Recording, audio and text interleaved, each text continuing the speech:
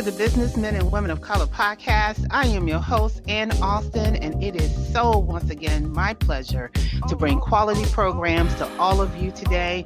I am excited, yes, again, excited because today we have an amazing woman in the firefighting business.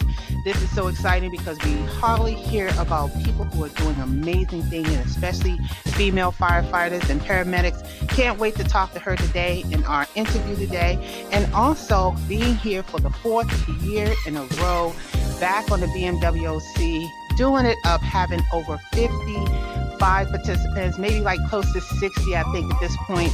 But just having all these people just share the information is utterly amazing. So you definitely need to be on the train that we are riding on today. Just in case you didn't know what the BMWC was all about, we are in the business of unifying people from around the world about their business and career endeavors, and we want to share that information with you so that you can make an informed decision about your career or your business. So make sure that you check out all the pages and listen to all the podcast recordings that's going on, and make sure you take notes and definitely patron those who have a book or have a business or just help support your fellow worker. And also make sure that you are reaching out to like, share, and vote for your favorite podcast participant. We have just about 7 awards again this year. I think it is 7. And this is our 3rd year giving out a BMWOC award to your favorite. So make sure that you're liking the interviews that you like to keep those people in your favorite. Before we get into this amazing interview today, I'd first like to take a moment to thank our corporate sponsors, who are My Financial Home, Evangelism Radio, JNF Enterprises, Sears Consulting, Autism Families Rock, Awakening to Love, Eli Natoli, Kimberly McLemore, True Synergy, and Platinum Financial Services, along with our other BMWOC participants who's helping to make this season a huge success. So today we have an amazing woman out there just doing amazing things, and her name is Debbie Sommer. She is the Assistant Deputy Chief Paramedic with a 37-year history in emergency medical and over 27 years as a public servant for the Chicago Fire Department. No, this is not Chicago Fire or Chicago PD. This is the real deal. She has the vast experience in direct patient care, including multiple commendations for outstanding care and compassion. And in her career, she has served not only as Assistant Deputy Chief Paramedic, but she's also been a paramedic field chief. She's been an ambulance commander and also a paramedic in charge. And so as you guys are reading her extensive bio that she has on her page, I want to welcome to the podcast Deputy Chief Paramedic Debbie Sommer. How are you doing, Debbie? I'm fine. How are you? Good. Welcome to the podcast. And definitely, I want everyone to check out her excerpt in the upcoming BMWOC magazine, where she is going to be featured as one of the female fire chiefs and paramedics out there. And so I'm definitely excited to hear from you today. So I know I gave a little tidbit about your background. Can you just kind of let everybody know where you're from and, and what inspired you growing up to go into firefighting? Okay. Well, first, thank you very much for having me on. I really appreciate the opportunity to share with you.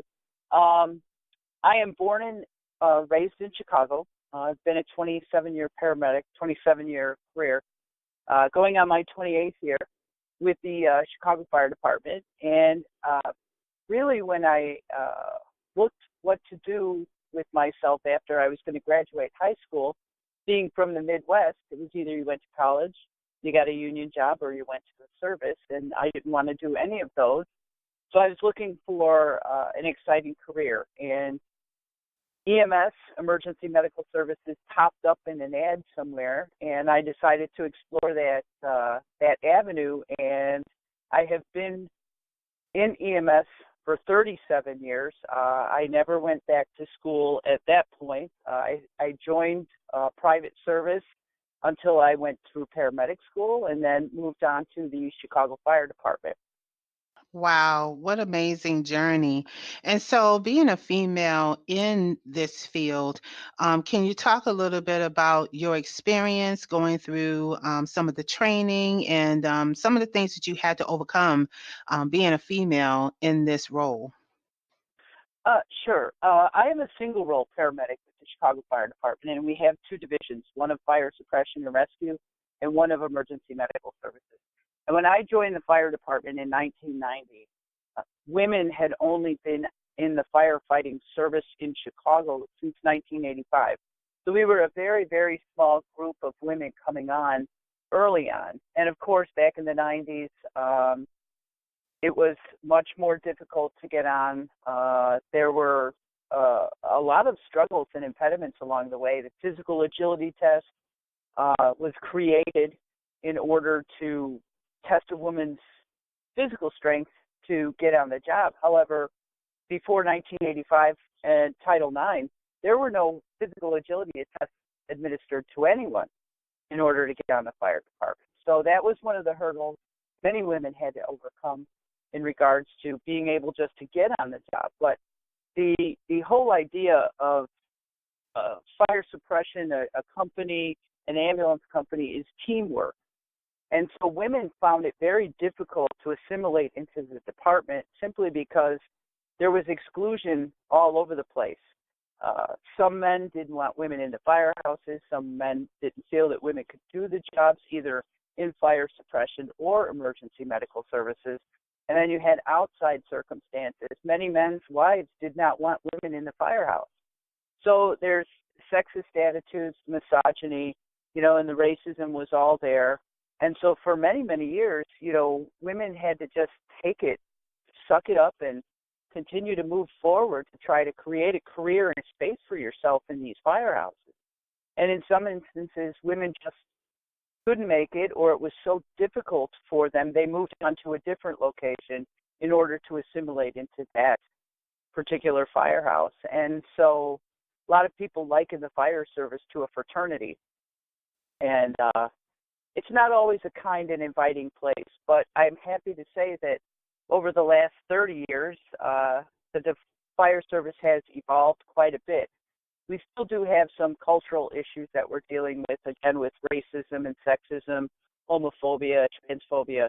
But for the most part, it has really changed for the better, and it's a process that's continuing even to this day. But I remember it was pretty tough back in the early days. Men made it very clear they did not want you there. Yeah, absolutely. And it's like that in a number of occupations. We know that information technology is one of them.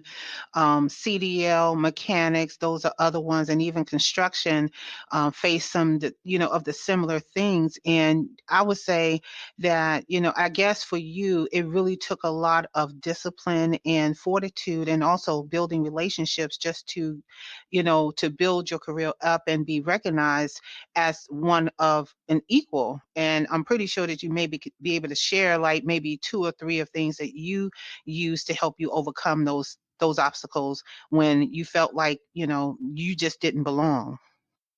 Well, part of it was it's the way I was raised. I'm the oldest of 9. My parents, we didn't have much, and so we had to always go out and get what we needed on our own. Never expect anything. And when I joined the fire department, that was my dream. I worked in the private sector, as do many people, prior to getting onto the fire department. And my goal was to get onto the Chicago Fire Department. And I refused to allow anyone to steal that thunder from me. That was something that is, and was, it still is important. I do come from a fire family, so I was exposed to that very early. I didn't have a lot of support from my family when I first told them I was going to join the fire department. So one of the things I had to really overcome was my own self-doubt that I couldn't do the job because I knew I could. And so I worked hard, extra hard sometimes, to prove myself. And then after a while, a lot of the men that I worked with saw that I could handle my own. I've been on the street my entire career up until the last 2 years. So I've worked in some of the toughest neighborhoods in this city. And, many years ago, they didn't send fire engines with the ambulance. We were out there all by ourselves. So when you would get 2 women working in Inglewood or on the west side of the city, people were like, oh, my, look at that. So we had to take a tough exterior sometimes. And working your way up the ranks. I never asked for favoritism or to step over anybody or anything like that. Any promotion I got, I worked on my own to get it. I did have to find mentors, men and women, people who shared the same values as I did, maybe a mentor that I didn't care for very much, but I needed to get that experience. So it was a difficult, slog all the way. I never had it very easy, as did most of the women on the fire department back then. We really had to scrap it out. And, if you stand up for yourself, especially when there's a bully pushing you around, not physically, but emotionally and psychologically, trying to scare you and get you to leave, and you just have to pull your seat up to the table and say, you know what, I deserve a space here just like you. I'm no different than you, and I'm going to stay here. We'll see who leaves first. And so it's a lot of that. Wow. I just think it's just utterly amazing because I'm always like soft-hearted when I hear that because it parallels what I sort of went through in the information technology space. And still sometimes today I kind of go through those type of things, but looking at your background, your extensive background, you have definitely more than proved that you could do the job. I mean, I'm looking at your bio and you have all these amazing training opportunities, commendations that you earned over the years, and you have just come up to be a really good role model. So, of course, when I saw your information, I just had to talk to you about it because I need women to see that there's other women that is going through the same thing but overcoming it, and you have done that. And I was going to ask you what was some of the things that you did, but you kind of answered my questions there. I would just ask, what is some of the best things that you like about being a paramedic and working for the firefighting? What is your favorite thing? My favorite thing is delivering babies. It's I know a lot of people don't like doing it, but it is such a precious moment. Clearly, being paramedic and emergencies, medical technician, firefighter, public servant, whatever the case may be, there's always that desire to help people in their time of need. And what we experience as first responders is we're showing up at your home at the most difficult time in your life. You're experiencing one of the most difficult days of your life, or something has happened and you don't know what to do. So when you ask me what my favorite part of the job is it's delivering babies. There's nothing more special than that. You're the first voice that they hear. Your hands are the very first hands that touch them when they arrive into the world, and it's such a wonderful, blessed moment for families. It really is wonderful to be able to share that with everybody and experience. Conversely, Mm-hmm. we also have the sad part of the job, which, we're cheaters of death at times. That's what people call it. So when we have really horrible situations, traumas, accidents, fires, we're always there offering comfort, but again, giving our patients the best treatment and care and transportation to the best facility that we can in the hopes that we have a positive outcome for their families.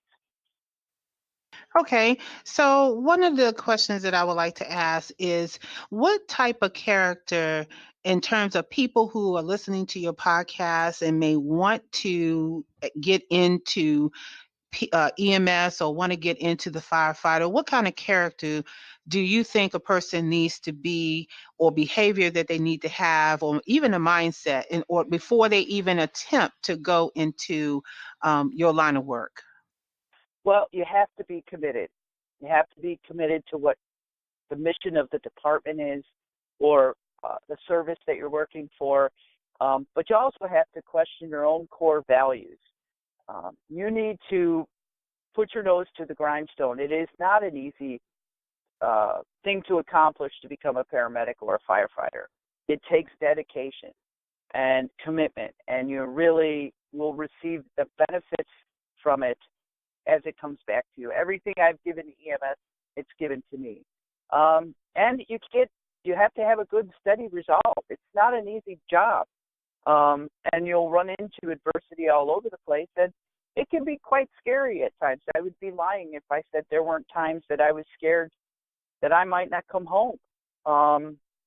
And by the grace of God, that's not happened. And we always work for a safety culture within our profession. But that's one of the realities of the job. Sometimes people don't come home, and so the commitment that I've made to EMS and to being a first responder, my character, you need to be predictable, comfortable with yourself, and working in non-traditional environments and non-traditional roles. You may not be a company officer on one day, but circumstances might happen that you need to step up and be a leader. It doesn't mean that you have to be gung-ho right out of the box. Everybody learns their profession and their trade as they go along. But there are times when you have to step up and take a leadership role and do the right thing, when it may not be the popular thing. And again, that's part of the character building that goes on through your career. We encourage everybody to take an opportunity and look at it, try it. Come visit us at the Fire Academy or come out for a ride with us on the ambulance so that you can get an idea of what actually the job entails and what life in the fire service is like. Yeah, I do encourage that as well. And one of the reasons why I created this podcast platform is to raise awareness so that people like yourselves can tell the public, don't be afraid to come and visit a firehouse. Because I remember when I was little, me and my sister and my cousin, we would visit the firehouses on our street all the time. And they would always be welcoming us and showing us the fire truck. And we thought it was an amazing thing. And, we would go back home talking about how we were sitting on the fire truck and all that kind of stuff. And it was just amazing back then. And I still think it's amazing now. And if anyone is listening to this podcast, if you're looking to find out more about that, she's pretty much giving you the answers to what you need to do to figure it out. And you just need to just take a chance and embrace it. One of the other reasons why I really love this platform, because I want to talk about some of the good things you guys are doing. So what are some of the things that your firehouse is doing in the community that is raising awareness for safety or any of those things? Well, in the Chicago Fire Department, we have the Chicago Police Fire Training Academy, where we actually have high school students who train with the firefighters and EMTs. They get their EMT license, and they are at the Chicago Fire Academy, learning the ropes, what we do. They drill with some of the fire instructors. They work with the emergency medical technicians, paramedics. They get ride time on the ambulance so that they can try that. But we also have community outreach programs where we respond to block parties. We have our Survive Alive house that we take to schools. Fire Prevention Week is in October, the first week in October. And so we're really out there doing a lot of stuff, Twitter, Facebook. Chicago Fire Department has a Facebook page, and we also have a Twitter page. Twitter Yeah, handle or whatever you call that thing. that's it. And I don't think we have Instagram though. Hmm. So we're always out there, and our mobile sim lab comes out, and we do hands-only CPR in schools all over the city. So we're trying to expose as many of these young kids as possibly can. I also have a fellowship through the International Association of Fire Chiefs. I am an IDELT fellow, so I am a Diversity Executive Leadership program fellow, and our job is to go out there and start to try to create more diversity in the fire service than we have currently. We seem to have had a dip in our diversity, and I just think right now we're not getting as many women into the field as we had before. So we're looking to bolster those numbers as well. And so they're out doing podcasts, webinars. We do training seminars all over the country, and we invite people. The other thing the Chicago Fire Department does is we have Firefighter for the Day. So we bring in grammar school children to the Fire Academy for the day. And last March, we did, for the first time, a group called Girls Inc. came to the Chicago Fire Academy. Nice, And nice. we put the whole day on. It was every officer, engineer, firefighter, paramedic was a female. So it's probably one of the best days I've ever had in my entire career. Wow, that sounds fantastic. And yeah, you pretty much went right into one of the questions, which was, are you seeing, more females enter the field of firefighting? And I really want women who are listening this to look at firefighting and paramedic or both, to get into those things because, we all need people that is capable of helping another person in their time of need, as you stated earlier. So, on a personal level, Debbie, what are you into, and what is your desire for on outside of the paramedic and the firehouse? Well, I have a wonderful daughter, and I have four wonderful grandchildren. Um, my spouse and I, we have a dog and a cat and a boat, and we like to travel. I also lecture quite a bit for leadership development within the Oh, fire wow. service. Okay, tell us a little So, bit about that. well, I do. I just finished a program at EMS Today out at the National Harbor. It's a conference for EMS professionals, and I wrote an article for their fire engineering magazine called Tales from the Street of Chicago EMS.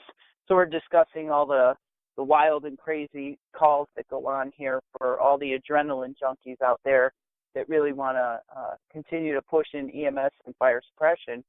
But I really like to mentor a number of the young men and women on the job. And so we do leadership training within the Fire Academy. Another colleague of mine and I put together a program because there was no leadership development for emergency medical services for many, many years.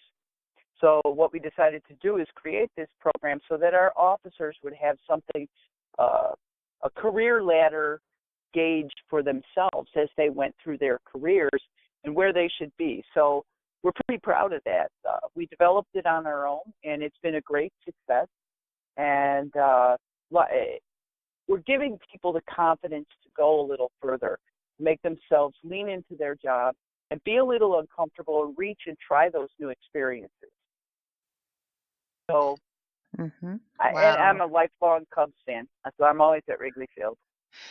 Wow, I'm telling you, the more I ask you questions, the more stuff that you're doing, that's amazing. And I really commend you for stepping up and really going out there and showing these young kids what it's really like to be in a firehouse, all the stuff you said, all the commendations. I'm looking at your bio. It just goes on and on and on, a whole list of accomplishments. And so I hope everyone that's listening here is giving you a standing ovation for all of those things, and definitely would like to have some of those flyers and those the schedules of your firehouse activities that we can put on your page so that people can click and register and come out and do all of those things. So I have a final question for you, Debbie. Sure. So what do you need personally and professionally to thrive in what you're doing to so that you can keep doing what you're doing? What do you need personally and professionally? Um, Personally, I need more sleep. No, um, I I think people need to have an open Mhm. mind. I need that. I need you to be open to listen to what I'm saying. Mhm. Um, and I'd love for you to live fearlessly. Try it. There's nothing wrong with that. You have a right to be at the table and have that job. Professionally, what I really need is for people, the culture in the firehouse, to somewhat change and shift a little bit, to be a little bit more inclusive, to not be so fearful of people who are not like you, regardless of whether it's race, gender, or orientation. We all are here providing a service to citizens wherever you're working. And this job is not just for a man. It's a wonderful way to provide for your family, but also give back to your community. And it shouldn't matter what your gender or race or orientation is. If you've got the mettle to do this job, then you should be able to do that. And of course, lastly, I would say if you could give us some warm weather, I need warm weather. We'd be happy with that. Don't worry, we're gonna have some warm weather coming up soon. I'm pretty sure of it for sure. But you know what, Debbie, you're amazing. I'm telling you, you're amazing, and I'm pretty sure everybody's listening to this podcast also feel the same way. And if you do, I want to make sure that everybody like, share, and vote for your podcast. Make sure that they keep you in the running because you deserve one of the BMWOC awards. And I want everybody to just really think about all of the things that paramedics and firefighters do to put their lives in danger every single day to save another life. I could tell you that if you needed an ambulance tomorrow, those same people, as Debbie said, regardless of gender, race, or whatever, is going to help save your life. It's not going to matter at that moment anyway. So you might as well just go ahead and take a risk and find out what firefighting and paramedics is all about. And if you're interested, reach out to Debbie. Her contact information is on the bottom. If you can't get in touch with her, get in touch with me. And definitely make sure that you also, I'm going to say again, like, share, and vote for your podcast favorite, because we want to hear from you about things that interest you and that we can bring back in 2020. And so with that, Debbie, I want to thank you so much for being part of the movement to educate young people about firefighting and paramedics, and that you're doing something amazing also for yourself as well. Well, thank you very much. I appreciate the opportunity.